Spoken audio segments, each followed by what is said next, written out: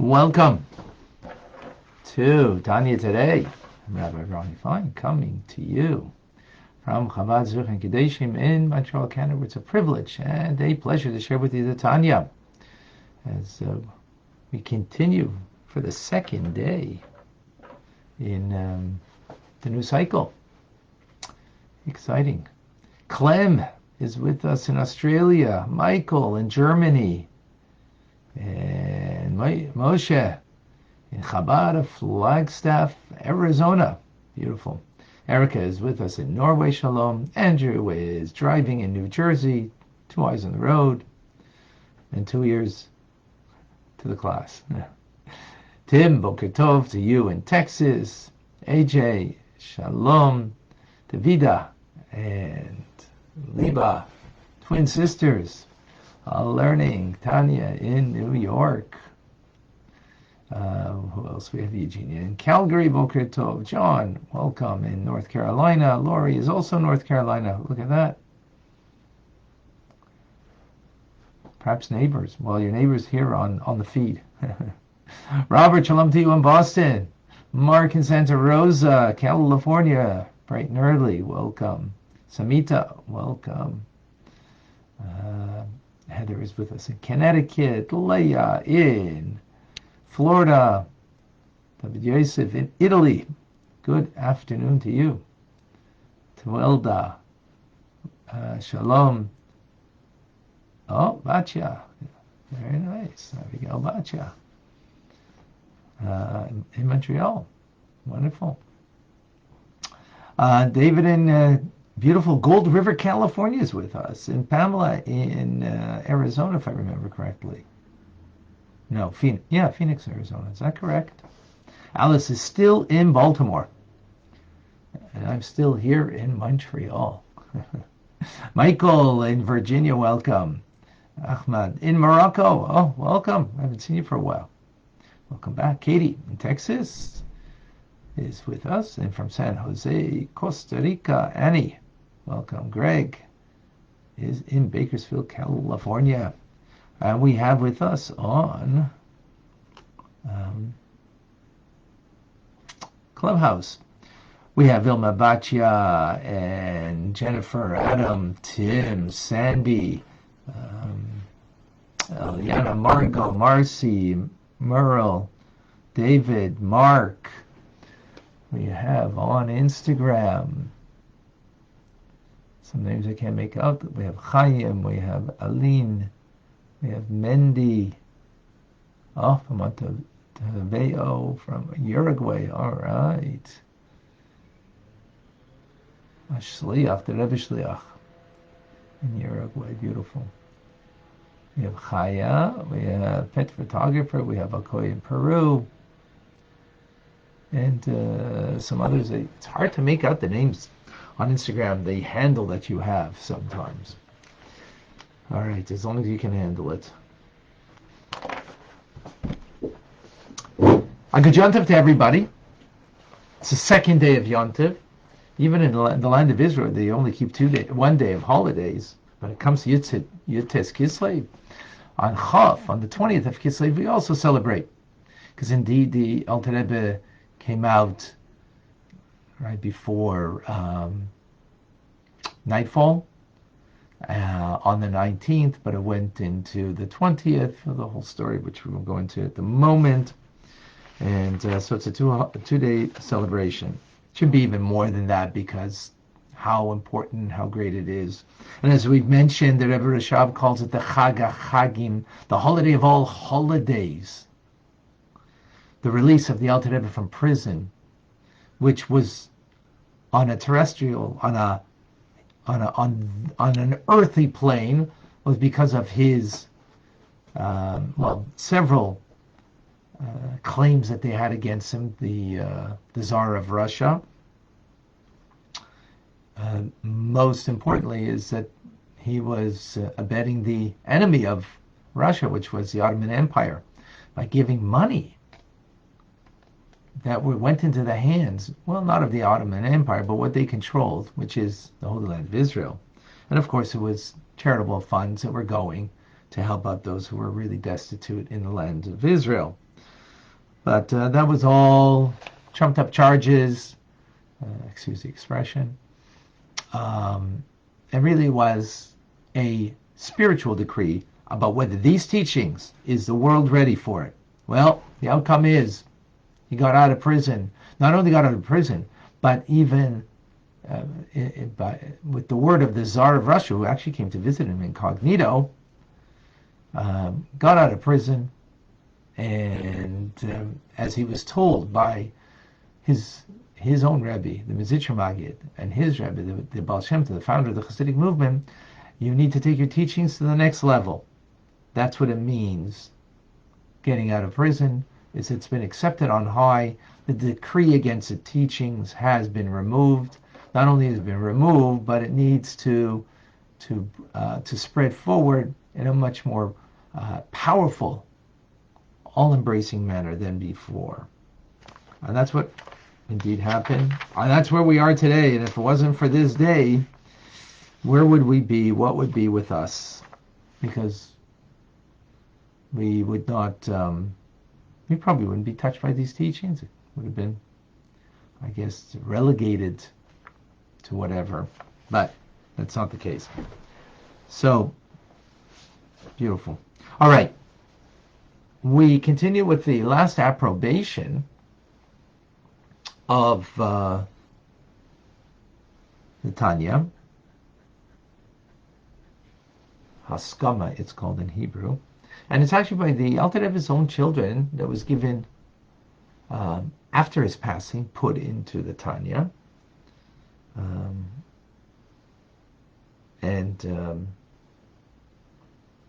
They speak about granting permission, authorizing it to being brought to the printing press. And the reason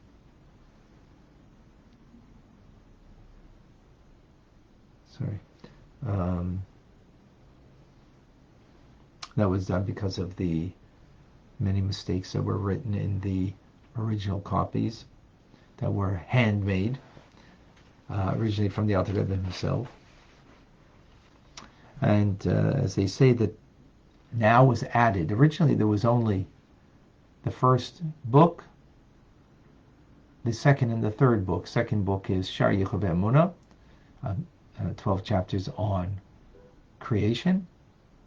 And the third book, Geras Tshuva, the epistle, the letters of penitence, those were the three things originally. Added then was the fourth book, Igeres HaKodesh, holy epistles, the letters that the Alter Rebbe wrote to teach the ways of God, the way to the path to walk in, and the deed that we should do. And as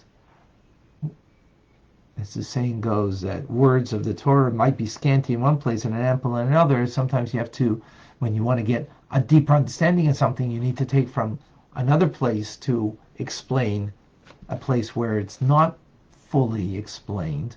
So sometimes in the letters there's greater explanation of that which was originally written in the first book, or vice versa. Right? And also Kuntres Achon, the later booklet, the fifth part of Tanya, was added, which Kuntres Achon is a profound discussion in insights to passages from the Zohar, from the Eitz Chaim, Pri-Eitz Chaim, the basic Kabbalistic teachings, where we find sometimes contradictions in the teachings. Excuse me. We find sometimes contradictions, and hence to resolve those contradictions, that is done in the fifth book, which are the 9 essays, which we actually just finished. And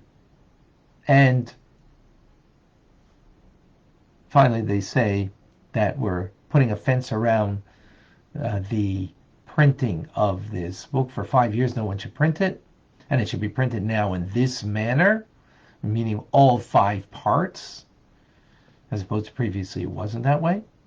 And in order to make sure that there's precision in all of the writings. Therefore, if it's, for 5 years, if it's only coming from one place, one printing press, you're not going to make the mistakes that could be made, because the original manuscripts, there were very few left to make certain that everything was done properly. And it's signed off by his 3 sons, Dov Ber, who became the Midler Rebbe, Chaim Avram, and Ramosha. Now we go into the compiler's forward. And again, in his humility, he's just calling it a compilation of teachings, as he did in the title page. So he says this is a letter being sent to all of those members of the Fellowship of Hasidim. May God, our stronghold, bless and guard them. You are worthy, do I call. So he says that we should listen to him, that pursue righteousness, those who seek God. And may God hear and listen to you in great and small things in one's life. So Alter Rebbe begins and says that, well, it's a well-known saying amongst Anash. Anash means the community of like-minded Hasidic followers, that hearing words of moral guidance from a teacher who addresses a student individually and directly is a lot more powerful than those very same teachings in a book. So let me preface that the Alter Rebbe in the forward is going to make an argument for the book. But before he does that, he actually makes a counter-argument. That getting teachings directly from the teacher is much greater than getting it from the book that the teacher wrote. And, this is the book that he wrote. Now he's making the argument against the book. But then he will, tomorrow, come around. And he says that the spoken word is far greater when you get that personally from the mentor, from the teacher, and has a much greater effect than the written word for 2 reasons. First is that when you read something, you read it based on your mind, the way you understand, and you apprehend it according to your mind. You absorb it according to where you're at that moment, and maybe your mental grasp isn't so great at that moment because maybe, your mind's occupied with other things, for example, right? And therefore you might be confused by the message, and you go about in darkness when it comes to serving God if you're reading it from a book, right? Because it might be difficult to see the light that's hidden, that beneficial light that is concealed in the written word. As opposed to, of course, personal guidance, when someone is directing you and speaking to you, as opposed to you reading it, the same guidance, that mentor, that teacher can help guide you to make sure you got the right understanding, that you fully get it.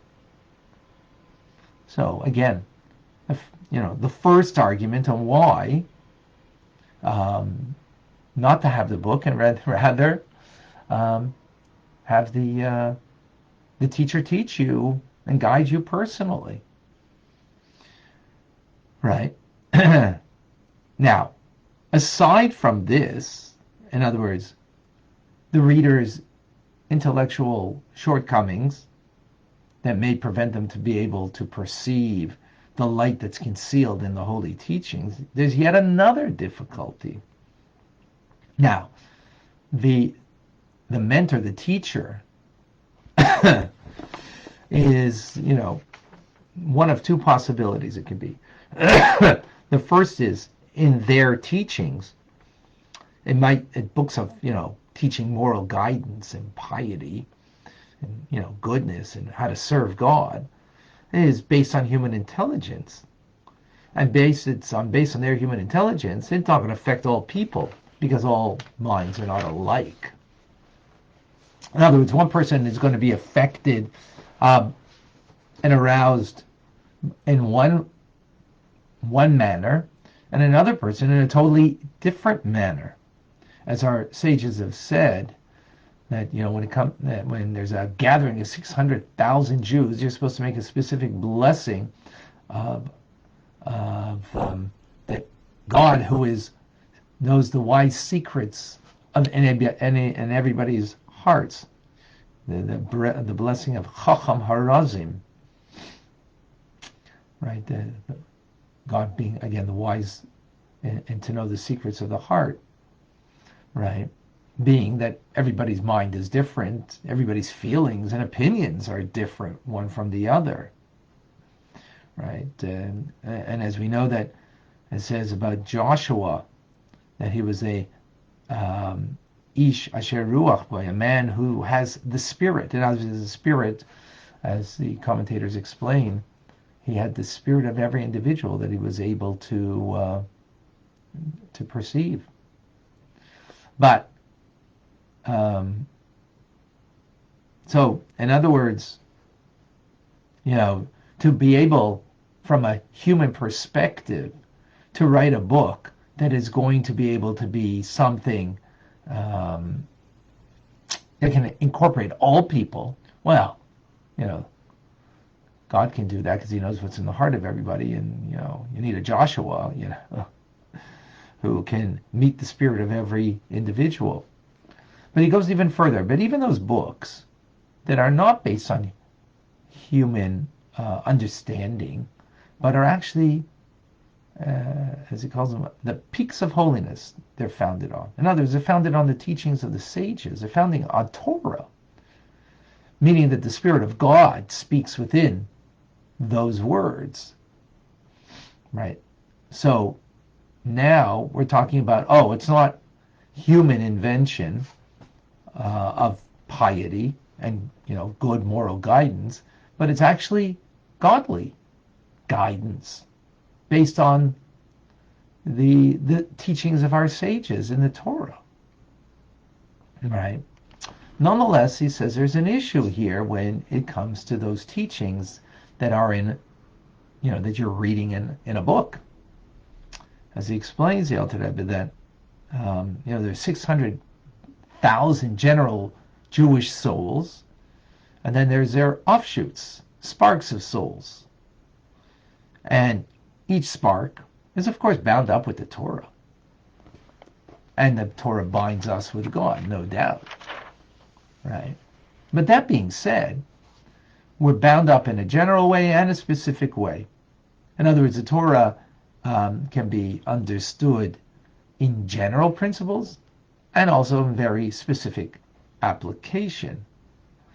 And that every single Jew has their place in Torah, no doubt, because the soul is rooted there. Yet, even though we're rooted there, right, and we every Jewish soul has, so to speak, their letter in the Torah, right? That is a connection through that letter to the entirety of the Torah. But that doesn't mean that a person is privileged to recognize their specific place in Torah, and therefore how to find specific guidance from the teachings of Torah. General principles, yes, but very specific, not necessarily. Right? Now the Alter Rebbe goes even further in this argument. That even when it comes to those things that are revealed parts of Torah, like that which is permissible, that which is forbidden, that which is kosher and non-kosher, valid and invalid, and so on, right? We see in the Torah that there's mounds of arguments, right? And yet, as we say, whether, Hillel's opinion and Shammai's opinion are both the words of the living God. And Divrei Elokim Chaim, that's in the plural. In other words, there's a plurality of the truth of the teachings here, right? And there is the plurality over here of diverse opinions when it comes into Jewish law, because there's a plurality of the source of life of all the souls, where it comes from, right? In other words, meaning to say, why is there plurality? It's because something we've learned previously, the souls are rooted in the divine attributes of chesed, kindness, on the right, gvura, severity or refrain, on the left, and tiferes, beauty, compassion, in the middle. So depending on where your soul is rooted on high, will then dictate on how down here, when you're adjudicating a law or perceiving the halacha, the path to take. Well, it could be right, left, or center, right? It could be as a result. Meaning to say that in the revealed parts of the Torah, revealed meaning on how I have to lead my life, we see clearly that there's different paths. Hillel is on the right, Chesed. Shammai on the left, Gvura. So if it comes to the things and the do's and the don'ts, so to speak, that even there, when we learn Torah, it's not so clear and obvious the path to take. Well, how about when it comes to things of the heart that are truly hidden, matters that are hidden and that are revealed, yes, to God, but, right, the love and awe of God that's in the mind and the heart, each person according to their capability, right? That is for sure more difficult to give guidance in. To give guidance even in the path to take, which is, again, the do's and the don'ts. Even there we see distinction. How much more so is there a distinction in the hearts of people? Because the gate to our heart is, and at the gate of our understanding, there's so many paths, so many gates to take. And again, it's hidden. It's not openly revealed. It's not the obvious. And therefore, to get guidance, to bring you to a love and awe of God and the like, that will be very difficult to get it from a book, that you'll find exactly what you need.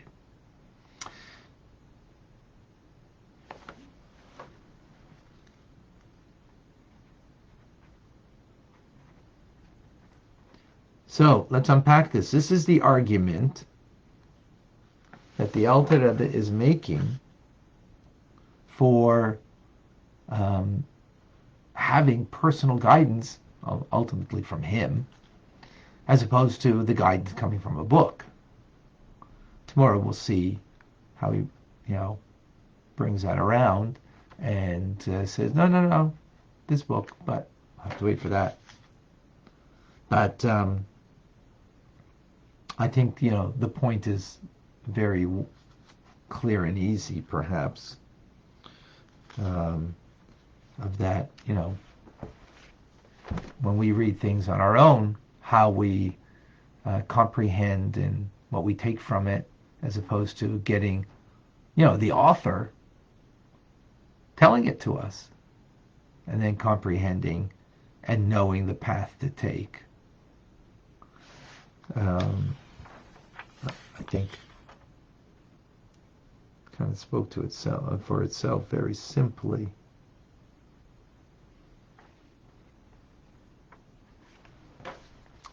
So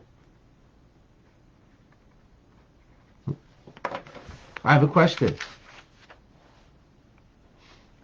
And maybe, what works for you better? Having the book and trying and going over it yourself, reading it and learning it and knowing it on your own. You could do it at your own pace, and right? Or is it better for you getting a teacher and teaching? So, if anybody can share with me, that would be amazing.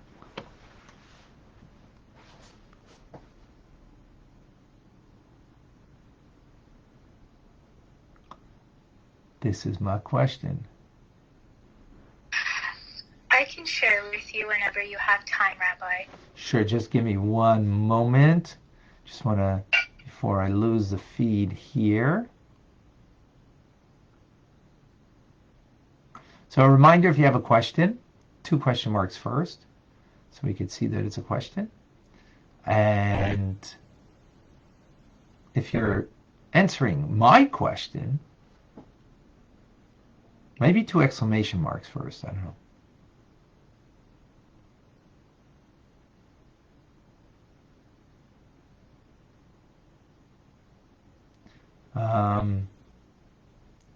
So Alice says, I need a teacher for sure. Tanya's too difficult on its own. Okay, fair enough. Okay, Vilma, and then Eliana, then Marcy. Go ahead, Vilma. My experience with learning, and everybody learns differently, but if you engage all the modalities, it is far more effective. And I do believe everyone is a learner and everyone is a teacher. And once you learn something, it becomes your own and you can then teach it. However, certain subjects do require, of course, guidance. There are some people who can just learn from a book. But for the most part, when I learn from books, is quite different than what is in the real world. And some topics require a lot more guidance from, a subject matter expert. Right. And what I do for a living is I'm the intermediary between the subject matter experts and other learners who are not subject matter experts. And so what I found to be like my skill is that, I take everything and learn on my own. Then I learn from subject matter experts. And then, once I'm well versed enough, I can then teach a specific class to other learners.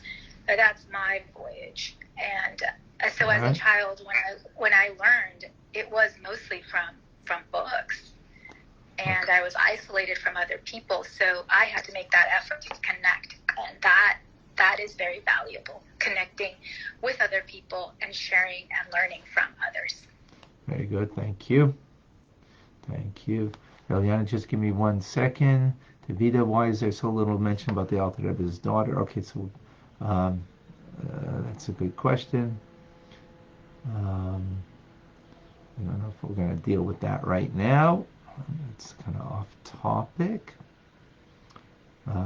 Just give me one more moment. You're happy learning either way, Michael. Okay, and just don't want to lose the feed over here. Question marks. Okay. John, the book is great to develop the foundation, but without oral transmission by a rabbi, without the book, we lose the nuance. Okay, excellent. Okay, go ahead, Eliana.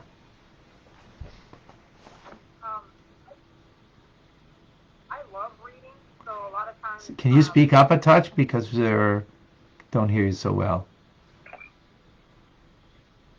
One sec. Can you hear me better now? Much. Okay, great. I personally love reading. If I'm addicted to anything, it's probably books. However, as the Alter Rebbe talks about here, my reading is limited to what my boundaries of understanding are. So having a teacher or having a discussion, you teaching me, Rabbi or Tanya, is amazing because I would never gather from the words on the page what is actually needing to be conveyed. And in other subjects that sometimes, like I've read Parsha stuff tons of partial stuff, but then when I'm in a class or just having a discussion, sometimes it's just a shift in perspective that can open up a whole nother understanding. So for me, it's a great balance between the two, and having my head filled with books and then having that knowledge open up with other people's perspectives. Great. Thank you. Excellent. Marcy, please share. I'm going to sort of echo what Zilma said, but from a slightly different perspective. You know, it says in Pirkei Avos that you should find yourself a teacher and a friend. Right. And I feel like in a learning scenario, right, your friend is chesed, your book is gevura, and when you combine them together to create a community in which you can study, that you have created tiferet. And I would say that you would need both, right, to really effectively access the material and raise your level of understanding. You need not only the perspective of the book and not only your own perspective, but also the perspective of somebody else, whether that's a teacher or a friend or somebody that you can be in cohort with who can bring out new meaning. Very good. Excellent, everybody. What you shared was very, very good. Excellent. Clem, without a teacher, it is impossible to understand Tanya. I am lucky to have a personal teacher, Emmanuel. Unfortunately, Emmanuel, he's 87. Yeah, okay. And, of course, coming here to learn together. Beautiful. Leah, for me, if I had to choose one, it would be a teacher. Classes and studying with others is very powerful. David, I only saw one question that I'm not going to deal with now about Alter Rebbe's daughter. It's very good, but not at the moment. June, I need a teacher. And you need to contemplate in the quietness of your mind. Okay, very good. In other words, you need the teacher, but then you need to kind of own it in the quietness of your mind. Very good. David, if you can put your second question, I answered. John, I don't know what I didn't see that, if you don't mind.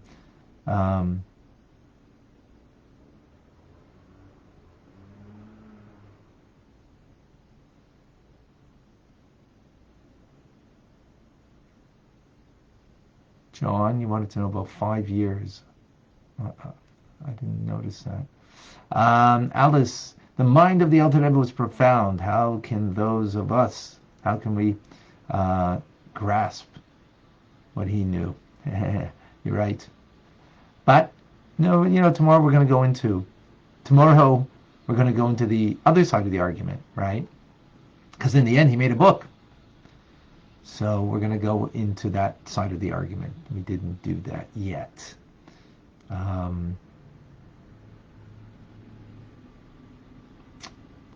Was the Tanya was the Tanya written for non-Jews as well?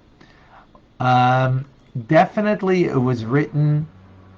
As we will see tomorrow, the Alter Rebbe will. Well, let's deal with that tomorrow, because in his response about writing the book, we'll get a clarification on that question. Good question. We'll deal with that tomorrow. Okay.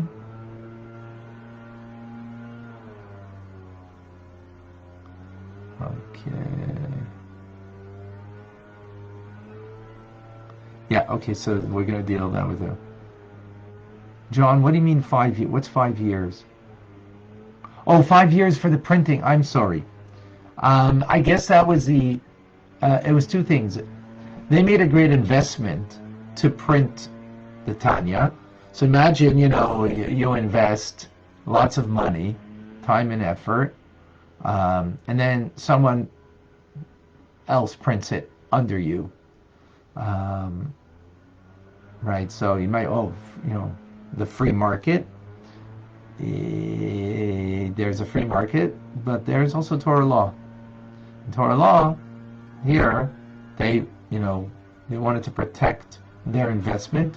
That was one thing. And secondly, if someone else was going to print it, they may not print it properly. Remember, printing press back in the day, very different than today, and be very easy to make mistakes inadvertently.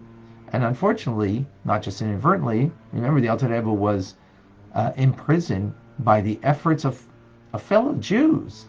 It was fellow Jews. Yes, it was the Tsar of Russia, his governance that did the deed, but it was because of of those who came to came with claims against the Alter Rebbe to the governance of the Tsar of Russia. So we got to keep that in mind, that if others would print it, perhaps then what would be inappropriate, mistaken copies. So that's the idea. I don't know if it's a magical number of 5, or maybe that's getting back their investment, and at the same time making sure that there will be just one copy of the Tanya, and not a second copy that has a variance and mistakes. Okay, so that's the answer to that.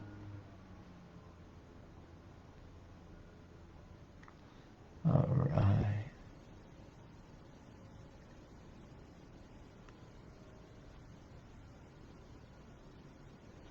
All right, folks. That's it for today. Tomorrow we'll get some more. I'm Rabbi Ronnie Fine, coming to you from Chabad Tzidkei Kadesh in Montreal, Canada. It's a privilege and a pleasure to share with you, Tanya.